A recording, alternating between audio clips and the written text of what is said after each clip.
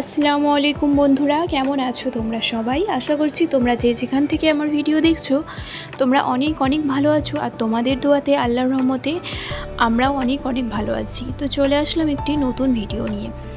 তো এখন হচ্ছে দেখো সকালবেলা, সকাল থেকে ভিডিওটা শুরু করলাম। সকালে সবার আগে যে কাজটা আমাদের থাকে সেটা হচ্ছে ঘর ঝাড়ু মোছা করা, আর হচ্ছে যে বিছানাটা পরিষ্কার করে গোছানো। তো ফ্রেশ হয়ে নিয়েছি, ফ্রেশ হয়ে দেখো এখানে ইজানকে খাইয়ে দিয়েছি, খাইয়ে দিয়ে চলে আসলাম বিছানাটাকে পরিষ্কার করতে। আজকে ভাবলাম বেডশিটটা চেঞ্জ করব, আর সকাল সকাল কাচাকুচিও করব, তাই ভাবলাম বেডশিটটা আগে চেঞ্জ করে নিই। আর দেখো এই যে দেখতে পাচ্ছ আমি সমস্ত বালিশগুলোকে, তারপরে শীতের দিনে জানোই তো কম্বল এসবের জন্যে না বিছানা অনেক দেখবে অগোছালো লাগে, তো সেইগুলোকে সব এক সাইড করে গুছিয়ে রেখে দিলাম। আর এই যে দেখতেই পাচ্ছ আমার লেবু গাছটাতে না অনেক লেবু ধরেছে, তো সেটাই আমি আর ইজান দুজনে মিলে দেখছিল। তারপরে দেখো জানলাটা খুলে দিলাম, বেশ সুন্দর ঝকঝকে মানে একটা সকাল, আর ওয়েদারটা খুব ভালো ছিল, হাওয়া দিচ্ছিল হালকা হালকা। তো জানলাটা খুলে দিলাম আর বেডশিটটা এবার চেঞ্জ করে নেব।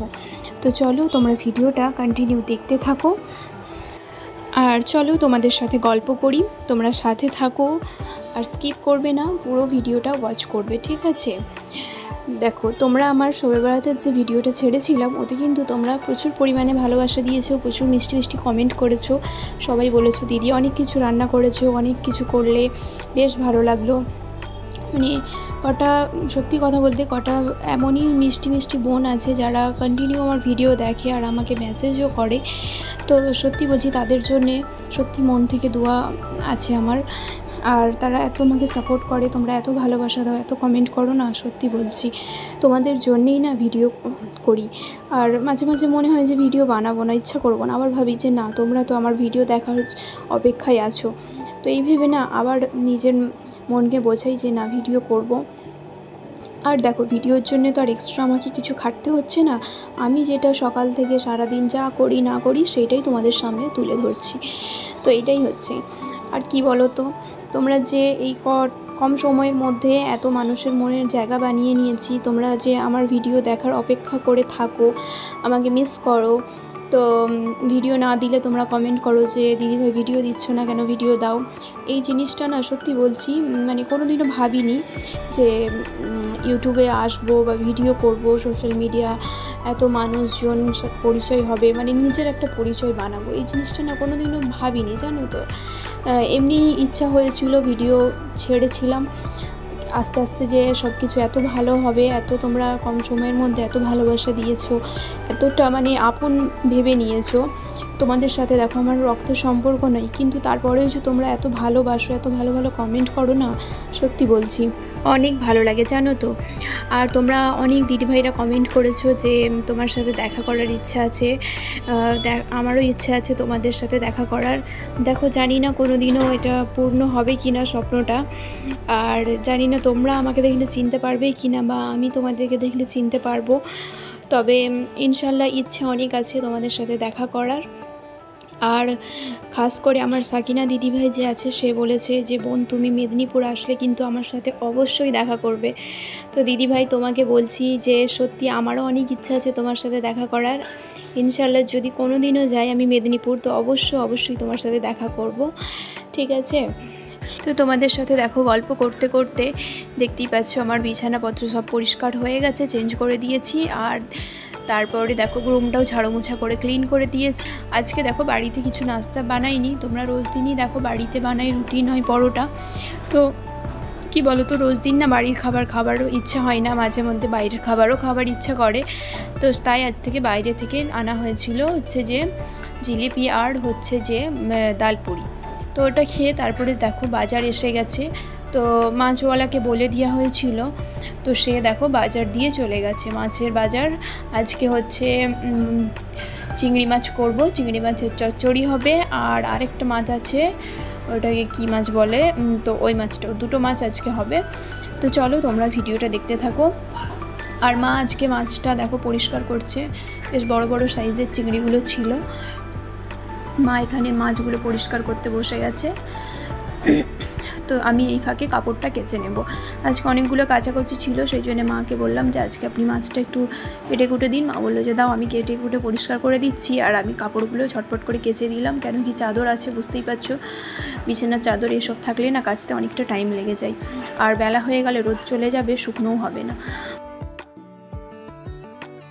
তো এই যে দেখো এক গামলা কাপড় সব কাচা হয়ে গেছে। তো এগুলো এক এক করে এবার আমি মেলে দেব।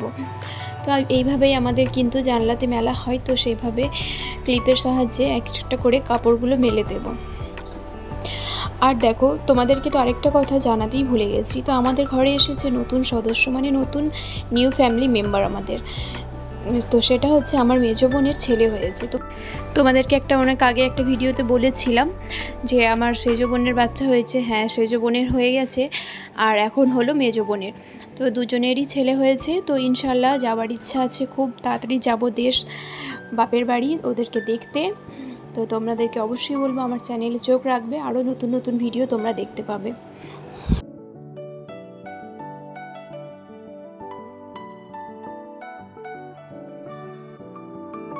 তো দেখো কাপড় কাচলাম, কাপড় কেচে মেলেও দিয়েছি।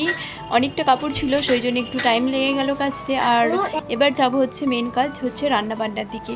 তো রান্নাবান্নার দিকে চলে আসলাম। দেখো এখানে চিংড়ি মাছের জন্য মশলাটা পিষে নিয়েছি, আর মায়ের মাছও ওইদিকে সব পরিষ্কার করে বাছা হয়ে গেছে। ভাতও বসিয়ে দিয়েছি, দেখতেই পাচ্ছ। তো চিংড়ি মাছটা করব হচ্ছে মশলা ভুনে, আর আরেকটা যেটা ছোট মাছ আছে সেটা করব হচ্ছে এমনি সমস্ত মশলা দিয়ে ওটা সেজে চাপানো হবে। আর এই ছোটো মাছটা খেতে কিন্তু আব্বু অনেক পছন্দ করে। আর এইসব মাছ না এখানে আমাদের শহরে কিন্তু অত ভালো পাওয়া যায় না, এগুলো গ্রামের দিকে খুব ভালো পাওয়া যায়। তো এই মাছগুলো আব্বুর অনেক শখ খাওয়ার। তো যে কাকুটার থেকে আমাদের মাছ নেওয়া হয়, তো তাকে বলা ছিল যে এই ধরনের মাছ আসলে কিন্তু অবশ্যই যেন দেয় আমাদেরকে। তো তোমরা যারা আমার রেগুলার ভিডিও দেখো তারা কিন্তু দেখে থাকবে যে কম বেশি আমাদের ঘরে মাছটা কিন্তু বেশিরভাগ দিনই হয়। দেখো আমার শ্বশুরমশাই একটা কথা বলে যে যতদিন বেঁচে আছি ফারিন, মনের মতো পছন্দ মতো খেয়ে নিচ্ছি। আর আমিও এটাই মনে করি। দেখো মানুষেরকে খাওয়া দাওয়ার দিক থেকে কিন্তু তাদের মনের মতো পছন্দ মতো খাওয়াটাই দরকার।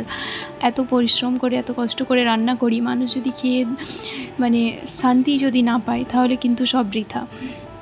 আর কি বলো তো, মানুষের শখের দাম কিন্তু অনেক। আর বিশেষ করে খাওয়া দাওয়ার ক্ষেত্রে আমি বলবো মানুষের যেটা ইচ্ছে হয়, যেটা মন চায় সেটা কিন্তু খাওয়া অবশ্যই দরকার। আর আমরা ঘরের বউ, আমাদের সেটা কর্তব্য যে তাদের মনের মতো পছন্দ মতো রান্না করে দেওয়া। কেন কি দেখো বয়সের সাথে সাথে কিন্তু মানুষের রুচিও মানে চেঞ্জ হয়ে যায়, মানুষের মুখের স্বাদ চেঞ্জ হয়ে যায়, এটা বুঝতে পারি আমরা। তো যাই হোক, অনেক কথা হলো, গল্প হলো, ভিডিওটা এখানেই শেষ করছি। কেমন লাগলো অবশ্যই জানাবে। আর দেখো আমার ছেলেকে খাওয়াতে বসেছি, এখন হচ্ছে ওকে খাওয়াতে বসা মানে হাতে আমাকে 1 ঘন্টা টাইম নিয়ে বসতে হবে। তো চলো ভিডিওটা এখানেই শেষ করছি, কেমন লাগলো জানাবে। আল্লাহ হাফিজ।